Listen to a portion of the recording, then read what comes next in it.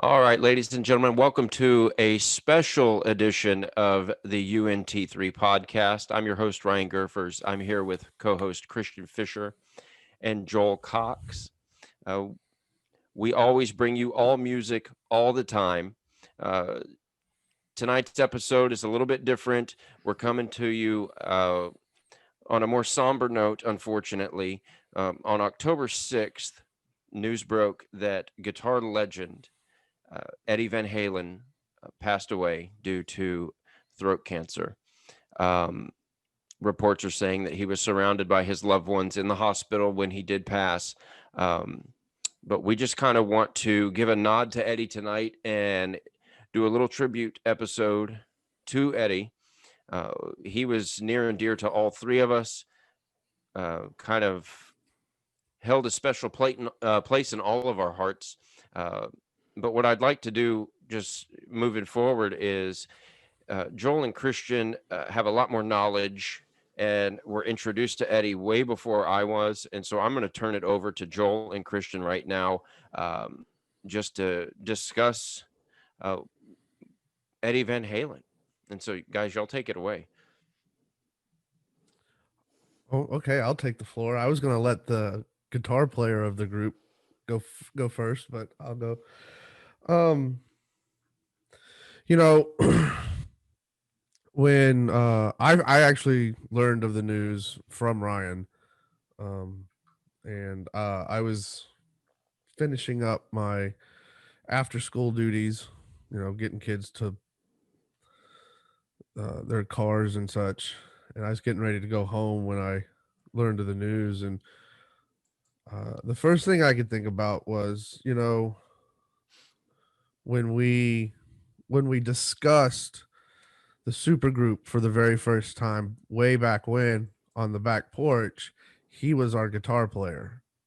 Um, if I remember correctly, we didn't separate the guitar parts. We didn't have a rhythm guitar and a lead guitar. We just had the lead guitar player and a keyboard player.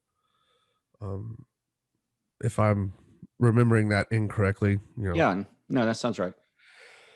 and so I was thinking about that and just in the reasons why we chose Eddie for our supergroup guitar player. And you know, all I could really think about at that point was, yes, I know we chose. Oh, we haven't got there yet. Never mind. Mm-hmm. I almost gave it away. Uh, I figured, he's gonna is going to be. Hold on one second. That spot's gonna now for be his. Mm-hmm. So that's the first thing I thought of. Now uh I also thought about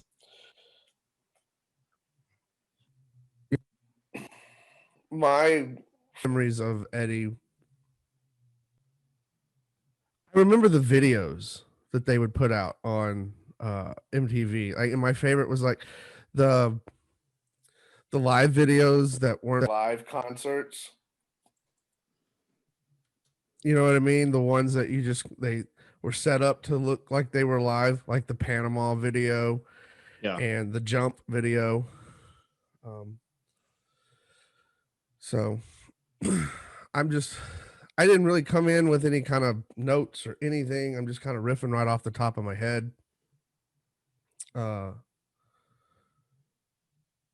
I just remember listening to the things that he would do and then reading like reading interviews of guitar players like Kirk Hammett and um you know Kirk Hammett, Dave Mustaine, James, just all these metal guys going. He's the guy that he's the guy that we realize and we model our playing after. And me being a metalhead, thinking, well, if those guys idolize him, he must be the I don't want to cuss, but he must be really good if they idolize him, And remember here reading an interview with when Eddie started the finger tap, everybody was doing it. Yeah. Was there a specific, or did you even at all, when you got the news and you got home, was there a specific video that you went and immediately pulled up? Because I found myself last night, I was searching through videos of his, and then I ended up watching majority, not all of, but watched majority of his 86 live show, Live Without a Net. Yeah. Life Without a Net. Yep. And That's so exactly what I I watched. watched about half of that show before I fell asleep. But I mean, was there a specific video or anything that you pulled up and listened to? No, there wasn't a specific video. Just I kind of settled in on that too. That live show, Life Without a Net. I mean, that was what, shortly after Sammy Hagar joined the band, and they put out is that when they put out 5150? Yeah, they put out 5150, and then they recorded that, and then OU812 was after that. Yeah. And the thing that stood out to me of that live show was at the end when Sammy Hagar, it was right before they did their last song of the show, and he's thanking the crowd and saying that was the first #1 record for any of them. He's saying that was the first #1 record for Van Halen and for him as a solo artist. And wasn't he with Montrose before? Yeah, he was with Montrose, and then he was solo with, I Can't Drive 55. He did, and 1, 2, 3 Lock Box and things like that, which were, I mean, to be honest, they were all hits. He wasn't in a bad group, and even Chickenfoot, he's, Chickenfoot's great too, but those are all great bands. But yeah, 5150 is interesting because there's just so much. It's like they took Jump and they kind of made 5150, like, because there's a lot of guitar in there too, but there's a lot of, the two big hits off that album are driven by the synthesizer, and yeah, but it shows the versatility of kind of what Van Halen did. And I think what you said earlier before we actually started recording is what was so critical about who he was as a player is he did what was good for the song. It didn't, if he thought keyboards were what needed to drive it, he did it. And he was happy to do it. This is arguably the greatest guitar player that we've ever had in our lifetime, or possibly ever. And yet he was okay to take a backseat to the keyboard because it fit the songs that they were writing at that time. Of course, for me, OU812 is the one that I really feel Sammy came into his own with Van Halen, and we talked about that on another podcast that we did. But this is a hard thing to swallow. I mean, first off, the guy was an amazing player. He was an innovator. I mean, he created his own line of guitars. If you see the Frankenstein guitar that he created, that was him. That the story goes, when they started doing the replicas of the Frankenstein guitar, the engineer that took everything apart said, "I don't know how this thing works. Like, there's no reason that this pickup should work." And that's because Eddie Van Halen was the guy who messed with it and set it all up. And the 5150 amps that he did, the Wolfgang guitars, all of that stuff, the paint jobs on all of his guitars. I mean, he was always tinkering with things. He actually put a device on the amp that he could crank up the amp without killing people's eardrums in concert venues. And I mean, there's so many stories that we just don't even have time to. I mean, this would be like we could literally do a podcast just on Van Halen if we wanted to. Right. Well, I And watched a video last night. Well, it was this guy who he's a guitar teacher. He has a channel on YouTube, and he was live streaming the Live Without a Net concert. So that's what I was watching. yeah, He was talking about the guitars that Eddie built, and he said, you would think a guitar player like Eddie would build a guitar that when it went through the amp would just jump out at you and whoa. And he said, no, this guitar is built to drive the amp to get all. I watched that same live. You watch that same. I watched the exact same thing. Yeah, and he was just talking about how Eddie boiled his strings and just how the guitar, I guess, on the whammy bar had 5 springs on it, made it real hard to push down, and just everything according to this guy. Joel, you would know better than me. yeah. But the guitar, like, you don't think a guitar player would think, how do I put this guitar together to get more out of my amp? And I guess that goes, and you saying that he put a device to crank the amp up without making everyone's ears bleed, that just further, goes to that. Well, yeah, and the story goes that when they were testing out cabinets, I mean, there's so many stories, but like there was a story where they were testing out cabinets and he wasn't happy with the sound, and they're like, well, he's crazy, right? But this is Van Halen. We're not gonna, he's crazy. Well, then they realized that he was right, that it was the cloth on the cover of the that was blocking the sound waves being able to function. And as soon as they got a different type of breathable fabric or whatever they put on there, it changed the sound of his amps. And he could literally listen to his amps and tell which one was which. He had a special Marshall that he used for years. And part of the reason that he started the amp company was people kept asking him, but also his equipment was dying. I mean, it was from the 70s, and he was, how many world tours did he go on? And he needed newer equipment that would last. So, he created what's called the D-Tuna, which is on a Floyd Rose. It's a switch that you can flip so it drops it from regular tuning to drop D-tuning and keeps it in tune, which at that time was just unheard of. So, and that's not even talking about him as a player. His technique. They said that when he first started playing guitar, he came up with the tapping technique, which technically wasn't a new thing. Classical guys have been using it for years, but the way that he did it was different, and it flows differently.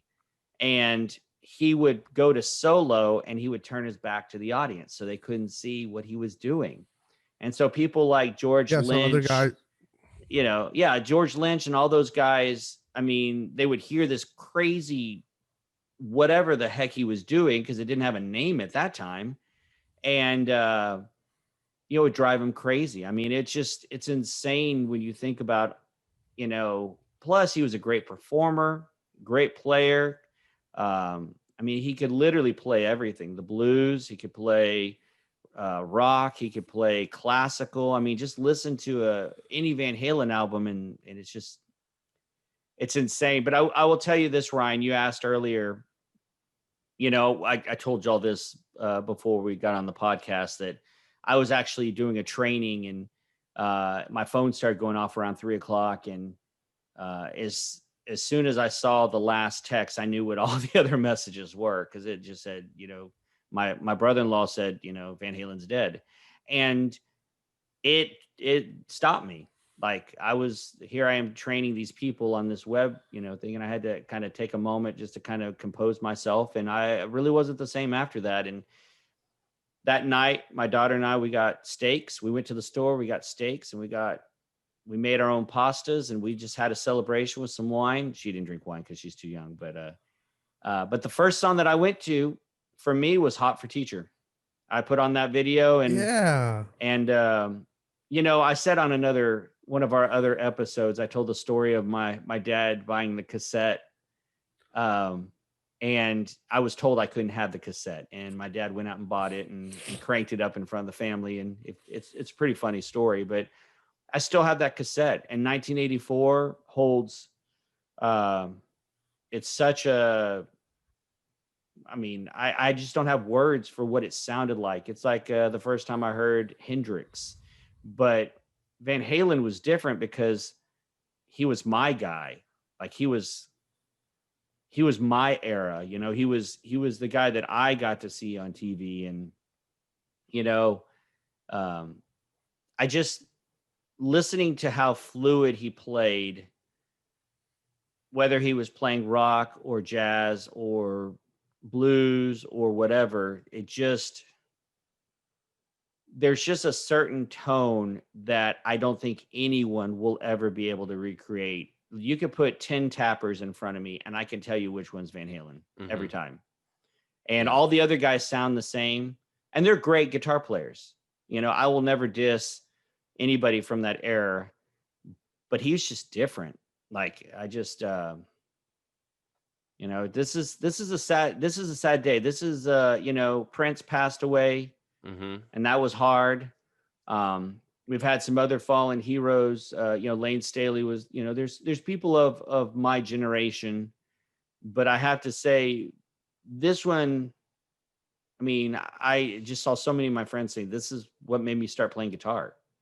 Yeah. You know, this is what did it. And yeah, it's, I remember when I had heard Van Halen before, but I hadn't really, I had heard it, but I hadn't listened to it, if that makes sense. Yeah. And I'll never forget, I was with you and Christian and Anna, and we went to the Best Buy in Louisville, and y'all made me purchase the 1984 album.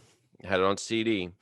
Yeah. And I remember as we were walking out of the door of Best Buy, we were going to our vehicles. I remember you looked at Anna, and your words were so, I still hear it today. You looked at Anna and you said, "I'm sorry, Anna. I apologize," because you knew that CD was not going to leave the CD player for months, and it didn't.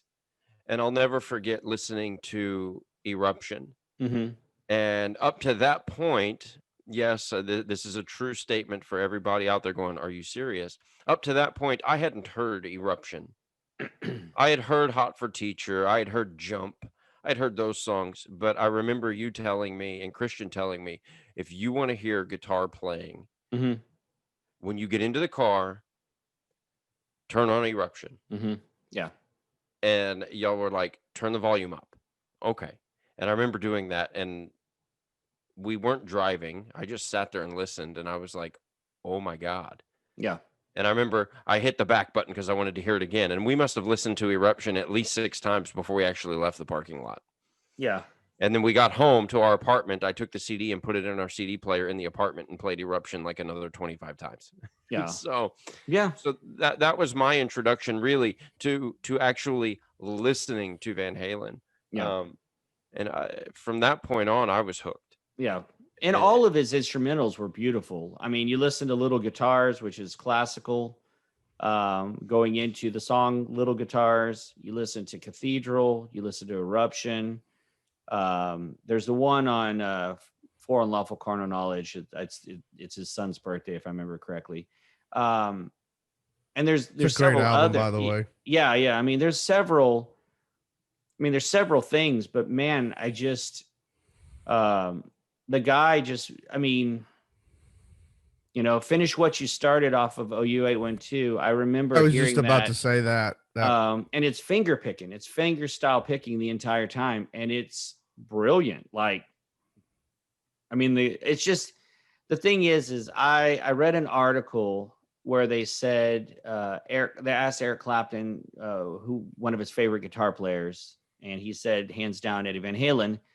And they kind of questioned him, and he said he actually heard him play the blues and it was beautiful.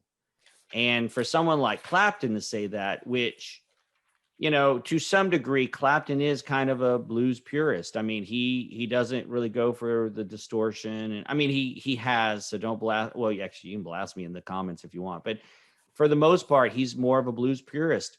So for him to say someone like Van Halen, watching him play with the Saturday Night Live band, there's a video of him playing with G.E. Smith, and he kills it. You listen to what he does on Beat It with Michael Jackson. I mean, literally the guy. And I from was what just about to say that. and that's uncredited. Like he made zero money off of that. That was just him going into the studio and just slaying it. But, I don't know if there's anyone out there that's listening to the music podcast. And maybe you don't know who Van Halen is, but a great place to start is 1984, getting past, I always tell people get past Jump. That whole album is beautiful. Van Halen 1 is amazing. And then, OU812, like those are the three go-tos for me. Now, that doesn't mean the other albums are bad, but those are the three I always gravitate to. For Unlawful Carnal Knowledge is a great album. Yeah. I listened to Pound Cake last night for the first time in years, and I just, I was reminded of him using the drill.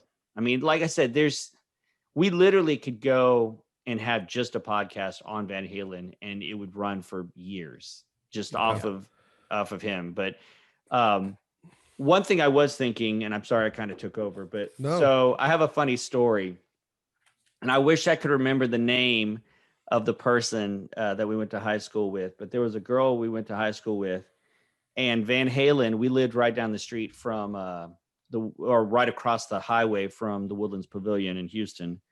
And Van Halen had played the night before, and our friend worked at a coffee shop that was located in a grocery store. Well, undoubtedly, Eddie Van Halen walks in and he's all like, "Hey, can I get a cup of coffee?" And my friend was like, "Yeah, sure, not a big deal. So how you doing?" Just a lot of chit chat, and what are you doing? "Oh, we're from out of town." "Oh, really? I'm a musician." "What do you do?" "I play guitar." "Oh, really? Have I heard any of your stuff?" And he was like, "Well, have you ever heard Van Halen?" And she was like, no, but here's your coffee. Have a great day." And it turned out to be Eddie Van Halen. Like, Wow. I mean, any one of us would have just, messed Shit our ourselves. Yeah. And so the next day, that was over the weekend. The next day she ends up going to school and telling us the story. And we just, at first we were pretty, how could you? But then it turned into a pretty funny story. But, it also shows a lot about Eddie Van Halen. Like he was just, from what I understand, he was a super chill guy for the most part. Unless you were in bands with him. Well, I was watching earlier tonight. It's interesting you say that, because Gene Simmons was being interviewed, and Gene Simmons talked about even in Eddie's, last months and, last year or so, Gene had run into him somewhere and just asked him how he was doing. And Van Halen was like, "Oh, I'm living life." And Van Halen looked at Gene and said, "Hey, come check this out real quick. I want to show you what cancer does to your throat." And said that Van Halen opened his mouth up, and Gene looked inside his mouth, and he said that the roof of Van Halen's mouth was just awful to look at because of what the cancer had done inside the mouth. And Gene was like, "Oh my gosh, like, are you okay?" And Van Halen was like, "Yeah, it is what it is. Hey, so how's life?" And, just he played it off kind of like, it is what it is. Hey, man, I'm just going to be out here. I'm going to be loving life. I'm going to be living life. And from everything that I've heard and read over the last, 24 hours, Van Halen was just, like you said, he was just a chill, laid back guy. And he just loved life, which is really cool. And one other thing that Gene said in that interview, which I found interesting, you talked about how Eric Clapton talked about how amazing of a player Van Halen was. Gene Simmons said, Van Halen's always been regarded as a rock and guitar god. And he was like, I looked up to Van Halen, and he goes, "I would assume that if there is a guitar god, he has two hands, and his left hand is made up of Jimi Hendrix, and that god just got his right hand yesterday in Van Halen." And so for somebody like Gene Simmons to, to say that Yeah. just lets you know really how fantastic he was. Yeah. Yeah, I was this over the weekend I was watching on YouTube. Gibson Guitars has their own YouTube channel, Mm-hmm. and they've started this series, if you will, called Icon. And Yeah. I saw the Jerry Cantrell one. yeah, and Jerry talked about when Alice in Chains went on tour with Van Halen, Yeah. and talked about I can't remember if it was during the tour or right after the tour. He was talking to Eddie, and this was right around the time Eddie was building his first guitars and getting ready to sell them. And Jerry was like, "Yeah, how much are those guitars? Because I want to buy one." And Eddie was like, "Screw that. You're not gonna buy a guitar. I'll just give you one." Yeah. And Jerry was like, "No, man, you don't have to do that." He was like, I'll pay for it." And I thought this was really cool. Eddie was like, No.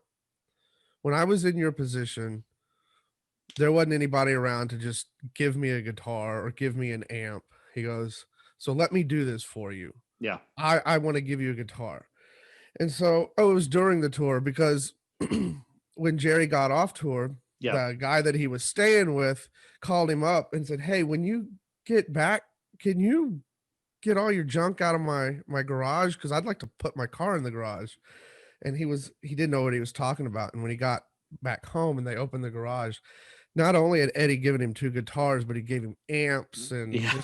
he said, "Here you go. Here's a bunch of gear." Yeah. And so when I think it was when they were recording Dirt, one of the guitars was stolen.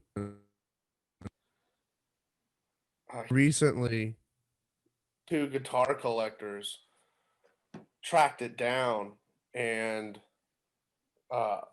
were able to get it back to Jerry. Yeah. So And and Jerry and then Jerry called Eddie and was like, "Hey, you remember that guitar that was stolen from me about 20 years ago? Well, I just got it back because of these 2 guys," and blah blah blah blah blah. And Eddie was like, "How come that shit never happens to me? My stuff goes missing all the time, and nobody finds it and nobody returns it." yeah. And he was like, "But that's really cool, man." And then I'll close with this. I guess my overall memory of Eddie, the first video that comes to mind is the "Finish What You Started" video. Mm-hmm. And or any of the live videos, or the quote unquote live videos that they, like Panama and Jump, and then watching that live stream of the Life Without a Net concert. Whenever he was on stage, whether it was with David Lee Roth or Sammy Hagar or Mike Anthony on bass, and of course his brother on drums, the dude was always smiling. Yeah. Always. Huge grin on his face. Like, when you see certain bands, you're like, okay, this is what they were put on earth to do. And that's what I take away with Eddie. Like, this is what he was put on earth to do, was to make music and to smile. And yes, the behind the scene dramas with both lead singers. And I was really today I was watching some videos, and I saw an interview with Sammy Hagar, and he said, like, over the past year they had reconnected, and they had kind of mended the friendship, and that the reason no one went public with it was because they didn't want to fuel rumors of, oh, there's going to be a comeback and there's going to be a tour. Yeah. Them knowing that Ed's health really wasn't up to touring or whatnot. And so that was encouraging to see. And then I went on David Lee Roth's Instagram, and he posted a picture of the 2 of them backstage. It's a black and white picture, and they're holding hands and they're smiling. And his caption was, "It's been a long, strange trip," or something like that. Yeah. Or "What a long, strange trip." Right. And so, again, nothing but smiles on the guy's face. And that's what I will take away with Eddie. Yeah. Yeah. It's funny. The last story that impacted me that I'd kind of like to share is the story about when he met the Abbott brothers, when Alex and Eddie met the Abbott brothers. And, I don't know all the specifics. I wasn't there, but just reading about it. And, the Abbott brothers, of course, were Pantera, Dimebag and Vinny. And Dimebag was a huge Van Halen fan, like huge. And they got to meet up and they just had this kind of crazy connection. And the story goes that Dimebag said how much he loved that yellow and black guitar that Eddie used before he ended up using the red and black and white one that we all know him for. And he said how much he loved it and he wanted to get one. And Van Halen said kind of similar thing. Yeah, well, I'll send you one. You don't need to buy one. I'll send you one. And so, Dimebag ends up dying. They kept in touch over the years, but he ends up getting shot at the concert venue and dying. And at the funeral, Van Halen placed the actual original yellow and black guitar in the casket with Dimebag. So wherever Dimebag is buried in Dallas, that guitar is in the coffin with him. And it just kind of shows you just, like I said, that we only know what we see on the news and the feuds and this and that and whatever. But I really feel like at the heart of it, he, like you said, he was smiling. He loved what he did. Everything that he did with, from what I understand, with such joy. Even when they did the limited edition red, white, and black guitars that were identical, he actually hand wrapped all of those that were being sold. I mean, he just loved. He wasn't just a guy that played guitar. Like, he was just so much more than that. And he loved those people that appreciated him. Like, he spent time with Jerry, with Alice in Chains, and played guitar with him. And there's one of my earliest memories is seeing someone won a contest with MTV to meet them. And the guy that met him, Eddie Van Halen, just like, hey, you play guitar? He goes, yeah. He goes, well, here. And he takes off his guitar and hands it to this guy. And the guy, of course, freezes. Like, I mean, I don't know what I would have done, but I would have froze too. And so Eddie Van Halen goes behind him and then starts playing, and it's just, like, those are the memories that I have. And besides being the great, amazing guitar player, like, he loved life, it seemed like, into the very end. And so, I am kind of curious, like, what if you had to classify one song, which is hard to do, what would be your one song that said, hey, this is what you need to go to right now? For me, it's Panama. Yeah. I mean, I could do Finish What You Started, but that's kind of more on the mellow, bluesier side, right? For sure. Yeah. For me, when I think Van Halen, and I would assume most other people as well, when they think Van Halen, it's something along the lines of Panama. Yeah. What about you, Gurfers? What would you say if you were like, this is a song, this is the one I go to, this is the one I recommend?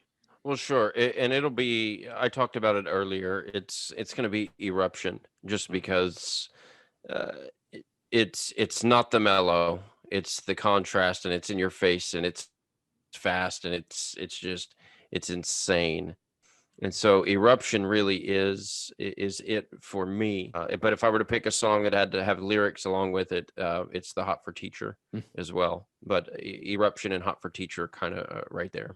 Yeah.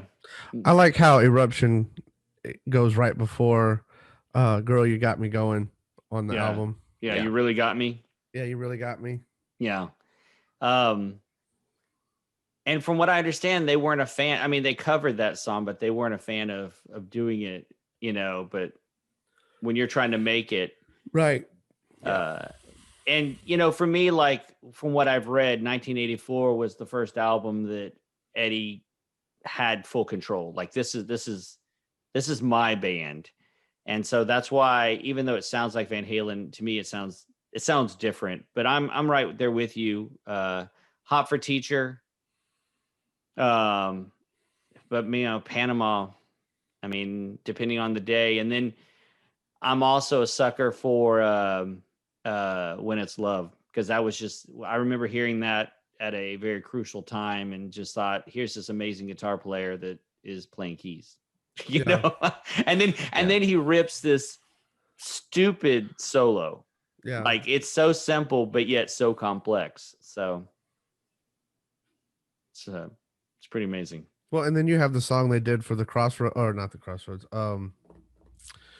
Twister soundtrack. Yeah. That's a great track too, man. That is a really good song. What song is that one? I know the movie, but what's the song? I'm drawing a blank on it right now. Yeah, I'm actually drawing a blank too, but it's a great song as well. I'll have to look it up. Come on, research man. I'll have to figure. Well, I've got 3 screens. Why don't I just look it up? While Ryan's looking it up, we love to hear our I'm so out of it because of just talking about this topic, but our subscribers, we love to hear kind of what y'all think. Yeah. This is, I know that on my Instagram, on my Facebook, it's been just loaded with just stuff of his passing in all walks of life. That's the other thing. I mean, I don't care what you listen to. Everybody has made some kind of comment. But let us know, when you think of Van Halen, what is your go-to track and why? We'd love to kind of hear that, and kind of mourn together for sure. So the song off of the Twister soundtrack is called Humans Being. And so go check that out. When we are done here, I'm actually going to listen to it. So yeah, it's a great track. It really is a great track. Song. Yeah. And it's in the part of the movie when the very first Twister that they chase. Got it. Good stuff. That's when you'll hear it at in the movie. Well, everyone out there, let us know what you're thinking about, but we're not this isn't pushing an agenda episode. This isn't, we have other episodes that we can kind of push our stuff, but, we'd really like to hear from you, all, your thoughts and stuff like that, and your feelings and your favorite songs, your favorite stories. Like I said, we'd love to hear all that. This is going to be a hard week for sure. Sure. And I'd just like to close here before we sign off, and just out there, Eddie, wherever you are, thank you for sharing your gift with us. Yeah. Thank you for just introducing some amazing skills to everybody out here, and for being that idol to so many that picked up a guitar because they heard you play. You will live on forever in the music world. Music in the industry will never be the same without you in it. Shockwaves are still going to be going on for months after your passing. So again, thank you for your contribution and for allowing us the opportunity to witness your gift. We'd like to go ahead and sign off, guys. Remember to keep just keep out there, keep living, keep loving, keep listening, and as always, keep rocking.